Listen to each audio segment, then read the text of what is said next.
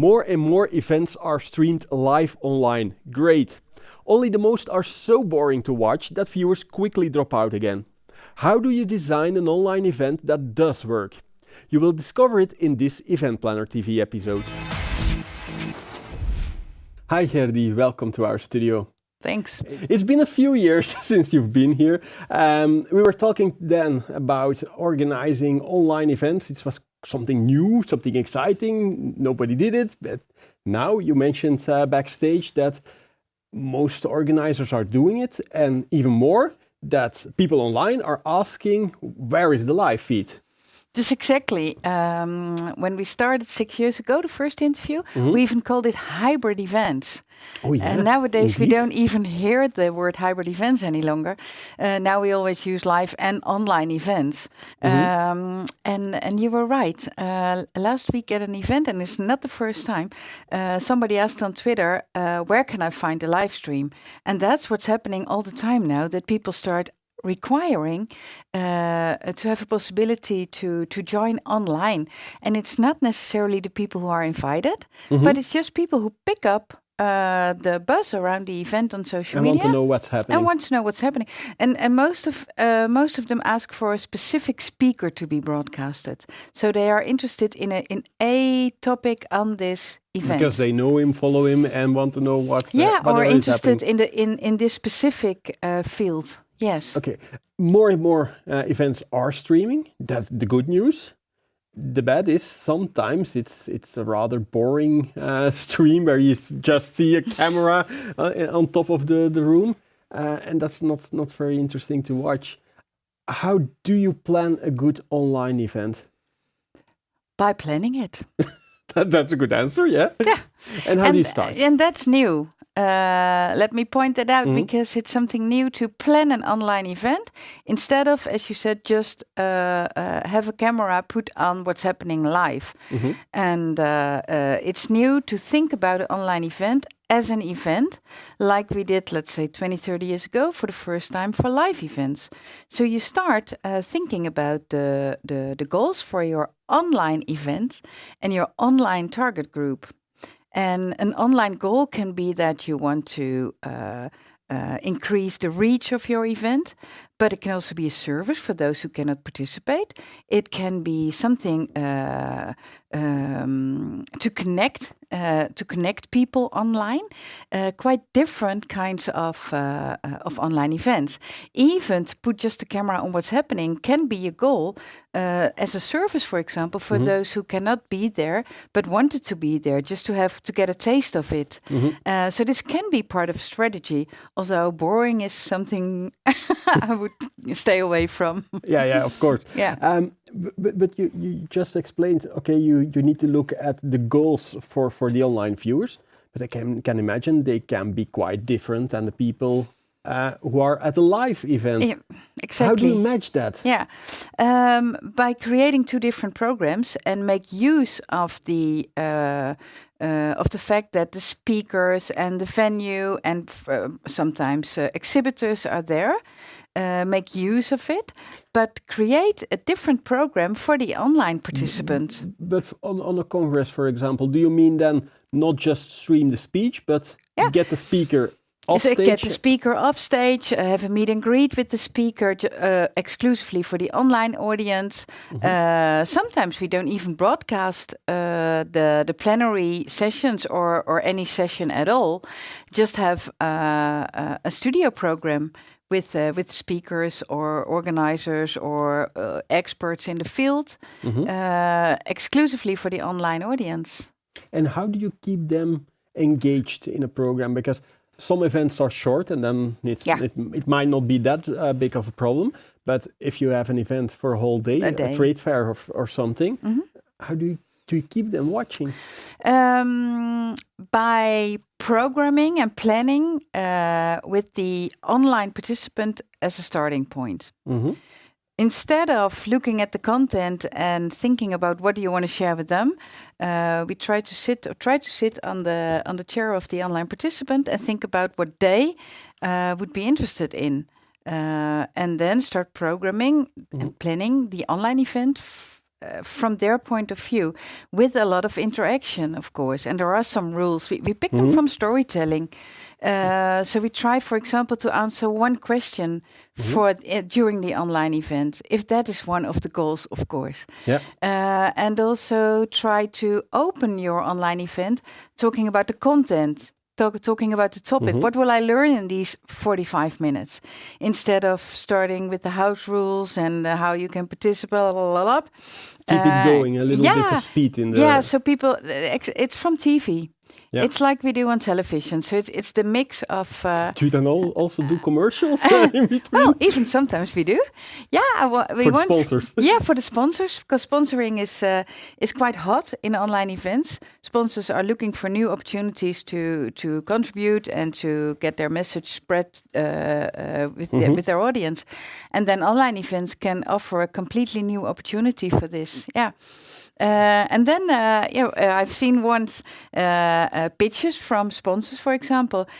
We just announced that now there was a commercial break. and then a sponsor came in and he could talk. Yes, yeah. But in general, if you program for an online event, make pieces of 3 to 5 minutes max, where you do the same thing. And then you have to have something interactive or a new format for the next 3 to 5 minutes. So we program in blocks. Changing rather fast. All the time. Especially if you're doing a show whole day. Yeah, but we never do a show all day. For example, a few weeks ago, we created an online event on an exhibition in Bangkok. And there we did, at the end of the day, we made a talk show with guests coming in, but also reporting what happened on the show floor today. Okay, then it's a short... Yeah, it's like half an hour. And if you pick up the half an hour, then you know what happened today at the show floor in Bangkok. Yeah. And we use the studio to create content, because that's what we see more and more, that an online event is used to create content for the rest of the year. Yeah, indeed. That's an interesting interesting way of creating content. Yes, it is. We talked about interaction. Yes. How do you do that in the best possible way with an online audience? Well, if I had all the money of the world, or my customer would have, then we would be able to see each other and to... Skype in or something like that. Yeah, but also together, so with thousands of people, with all these different countries in the world, because that's in itself, it can be quite touching. To see that people from 80 or 90 countries all over the world are connected to this one event. This can be really touching. A bit like the Tomorrowland example, where you have multiple spots in the whole of the world who are connected to experience the festival. Yes. Yeah, that's one I really like, because it's touching your heart. You get a little bit of goat skin. Yeah. But there it's the events who are connected. And if I could say what I would like most, then it's that the people can be connected to each other. Because it's so funny, people always say they go to events to network, but in practice they meet 5 or 6 new people. If you could join an event online and you could connect and could see each other, then you might be able to connect with 20 people. And that's what I would really like to do. But we are at the start of a more professional way of looking at the planning of online events. And this is one of these things which we would like to develop. Planning and broadcasting is one thing, but getting people to watch is, of course, something else. Yes. I can imagine you need a totally separate marketing track to promote the online event. Absolutely. It's the opposite. This is the live event, and you start as early as you can by inviting people for the live event, for the face-to-face event, and the climax in your invitation process lies 6 weeks, 4 weeks in advance, and then it slows down. For the online event, it's the opposite. The conversion is 24 hours, 12 hours, 12 minutes, even 12 seconds before you go live. Okay, that's a totally different approach. That's a totally different approach, and it needs a totally different power and people and energy. Because normally, as a communication officer, you're ready when the event starts. Now, it only starts it then. only starts then. Yeah. But there's also a bit of good news in there, because you can first try to get them to your live event, and if that doesn't work, you can still try to get them online. We see that actually with new events. That when they don't succeed in getting people in physically, then it becomes an online event. Yeah. And there we use social media a lot, and their social media is very helpful if you know where your target. First of all, you should know who your target group is, where they are, which hashtags they're following, and then you can promote the online event through social media. And hopefully your event doesn't have a registration, so you can just jump in either through Facebook or YouTube or Twitter or Instagram. They all have live features now. Yeah. And it doesn't have to be just you and your selfie stick and your telephone. You can also broadcast professionally with more camera registration through Facebook Live and through YouTube. Yeah. Maybe one question to conclude with. What's the most exciting experience you had yourself with live broadcasting events? Well, I like Tomorrowland a lot, as you say. But very special for me was an interview I could do a few weeks ago through a 360 virtual reality live stream robot. So, how does that go? Well, I was interviewing someone, and I think he was called Victor, the robot. He was standing here, and online participants could choose their positions.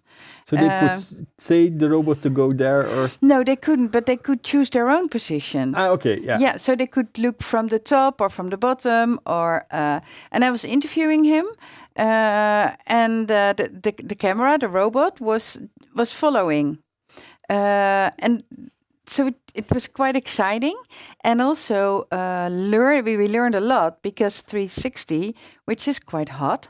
But it means that people can see everything in this room, for example. It would mean we would have to clean up before we could start shooting. Yes.